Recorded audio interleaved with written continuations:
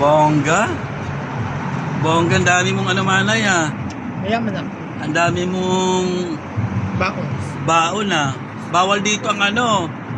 Bawal dito yan. Dapat burger lang. Magagalit sa ate ang ano. Ang mga staff dyan. Ha? Dati kasi nakapag ano ako kain na rin sa isang kafeteria. Nagdala ako. Sinita ako. What? Manay. Bawal daw kasi. Ano masasabi mo doon? Ha? No comment. No comment.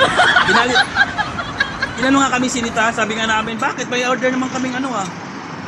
May order naman kami, burger, tsaka yung karap. Okay lang sana kung wala. Tama. Diba? Tama.